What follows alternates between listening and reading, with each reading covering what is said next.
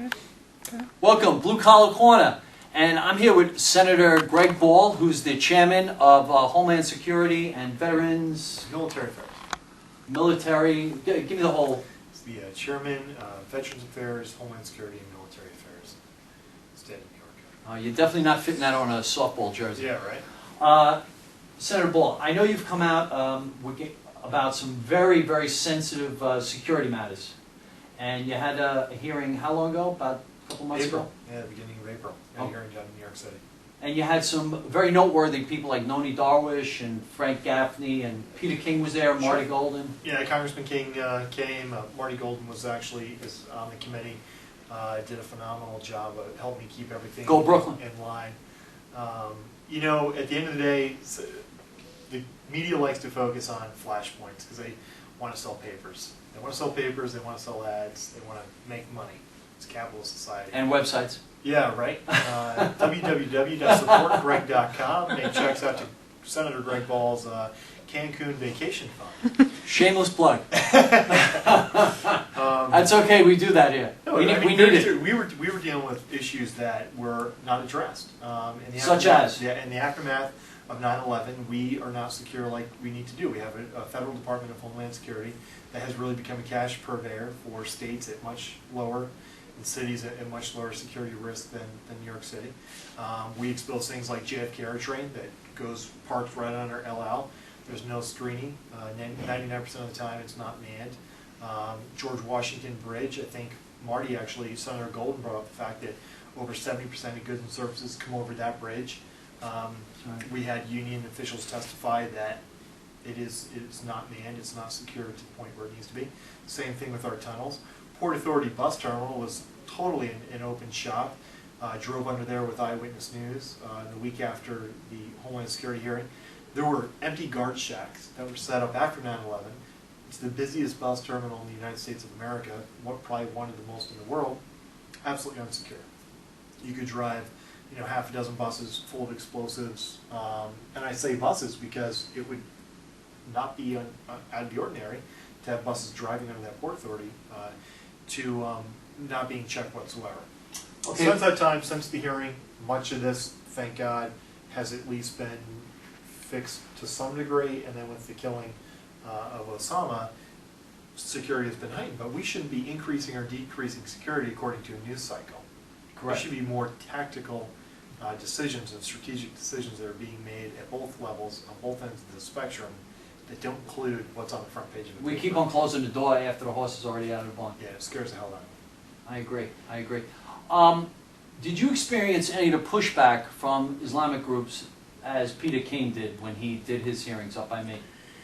We certainly did, and I went out of my way as chairman of the committee to reach out to other members of the committee and all members of the legislature to say, who do you want to testify?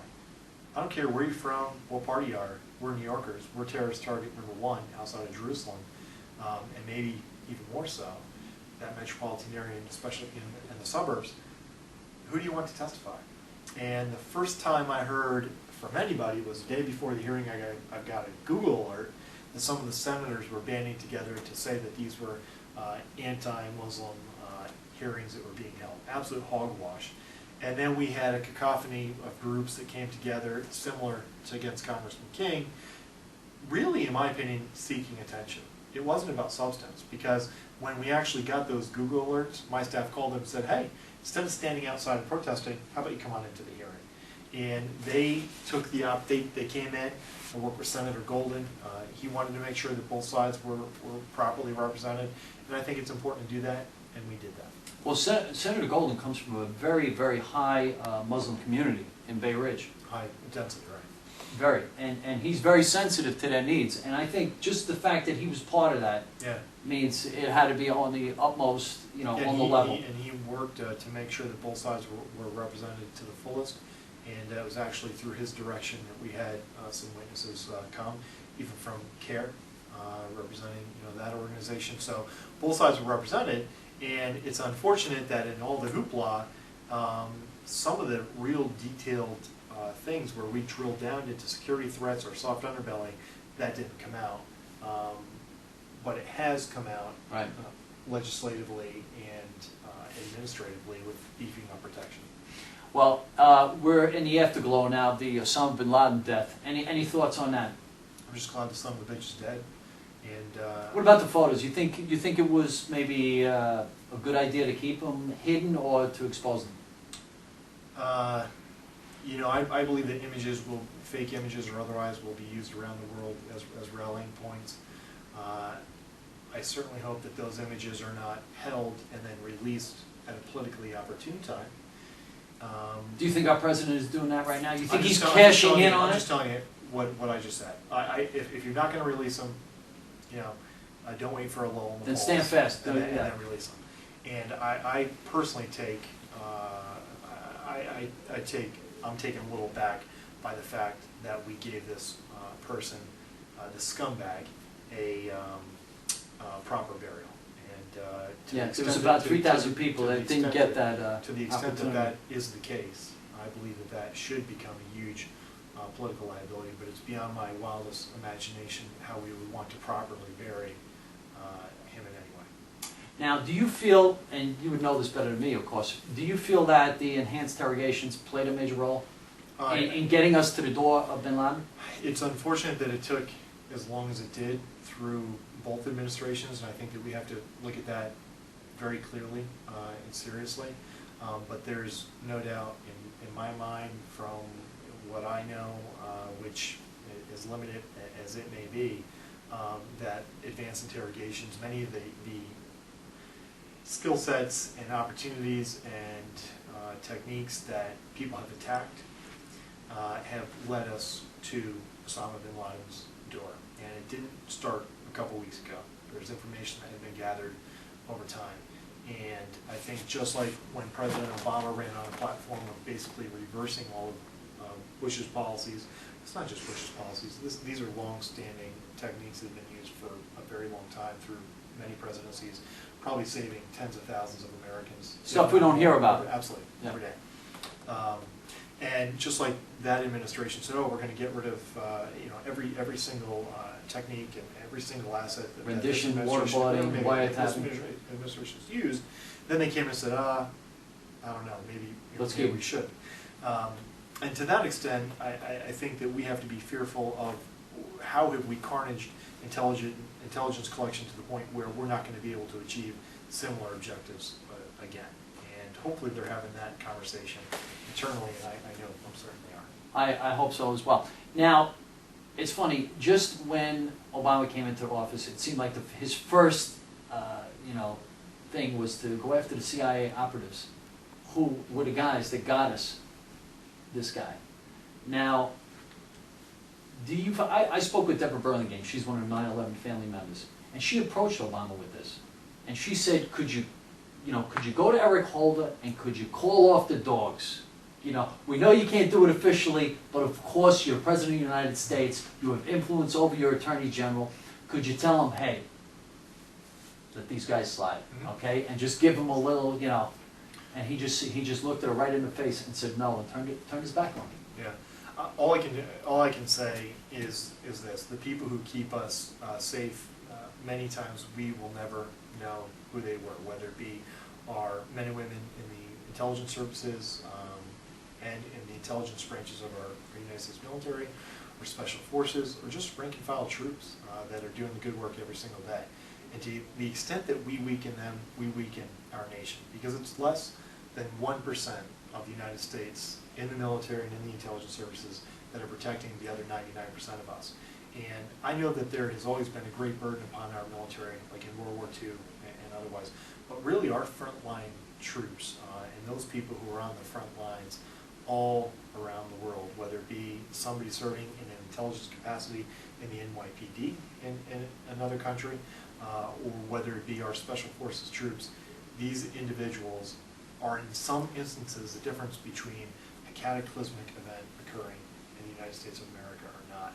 And our ability to protect and defend our intelligence services, and our special forces, and our military, and our first line of defense, and to beef them up and to protect them and support them is a difference between a small group of well-financed people who are increasingly likely of being able to hurt the United States of America, of either being successful are not being successful. And this isn't, the Manhattan Project took how many people? 2,000 scientists, years and years and years. I mean, a small group of well-financed people are going to be able to have capability and control over an occurrence that could hurt the United States above and beyond 19 guys with box cutters. I mean, 19 guys with box cutters changed our global history. Not to minimize what was accomplished there. It was 19 guys with box cutters. We went to war. We went to a major recession that we're still not out of. It changed our relationship around the world. We're now fighting on 2 fronts, 3 almost, right? Yep. So the idea... Some might even say 4. Now with Pakistan, Right. Afghanistan, Iraq, and Libya. We're actually all over the place, Yeah. right? So the likelihood that, with the proper planning, that a well-financed small group of people can really bring the United States to its knees is nothing to take lightly. And it's not going to be some lawyer in Washington, D.C., or some accountant in New York City, or some politician in Albany who's going to be the difference. It's going to be a special forces troop on the front lines, or an intelligence officer who's using techniques and collecting that data, who will be the front line defense and the difference. But do you feel that if you keep attacking the very people that protect us and protecting the guys that attack us, that's just a recipe for disaster? Well, you know it. We all know that. So it's a question whether... But do you feel that administration is behaving that way? Because I do. I feel like, you know, by trying to close Gitmo, by protecting these prisoners, by trying to give Khalid Sheikh Mohammed Miranda rights, I mean, to me, this is just utter madness. Some of that is so, some of it's not so. I can tell you this administration killed Osama bin Laden. They've got to be given credit for that. And I'm not taking that away. They got to be given credit on that. And now we've got to see how they move forward. And have they made mistakes? Have they rolled back the ability to use techniques and certain intelligence gathering facets that I believe will have impeded, not help our ability to do a similar event in the future? Yeah. Hopefully this was a huge wake-up call. But this administration deserves credit where it's due, just like the Bush administration deserved credit keeping us protected after 9/11. But let's remember, when Bush was first elected, he wanted nothing to do with the Middle East. He was going to be a domestic president. 9/11 changed his world. But then, if you look at... Man makes plans and God laughs. You're right. Yeah. We do this thing at Blue Collar Corner. It's kind of like our lightning round. And what I do is I just throw names at you. These names are GOP hopefuls. And I'm just going to throw a name at you. I think you can throw most of them out the door. I'm waiting for it. Okay, just bear with me, because this is my second time using this. So I'm going to give you a name. You just give me one word that you think kind of sums them up. You ready? Okay. Bachman.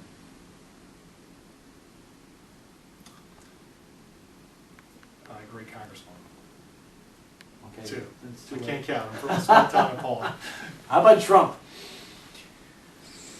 Interesting. Romney. Qualified. Pawlenty.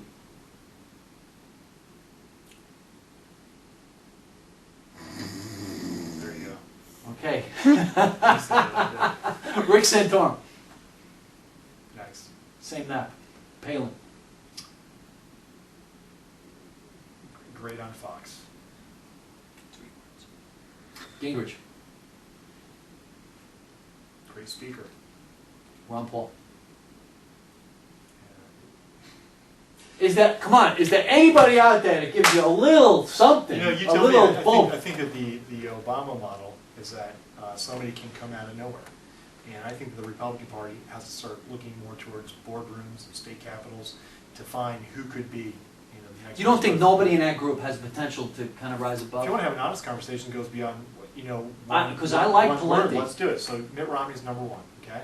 That's reality. That's our front runner. But the reality is that he brought about Obamacare. He was Obamacare before Obamacare Jr., Obamacare, yeah. Now he's got to explain that. Now, Well, he has. let me say this. Governor Romney, above and beyond any politician, most politicians, is capable of reinventing himself. I mean, he is extremely bright, extremely qualified. Big economic. Yeah, so if anybody can reinvent themselves, it's Governor Romney. I don't think we've seen, and I'm a huge Romney supporter. I don't think we've seen either the end or the beginning of the Romney run. So he's capable of doing that.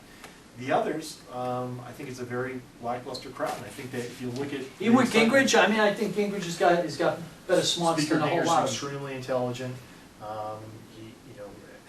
but he has baggage, and was an awesome, Speaker of the House, extremely, like I said, had 1,000 ideas, and... You can look at the baggage factor two ways. Experience.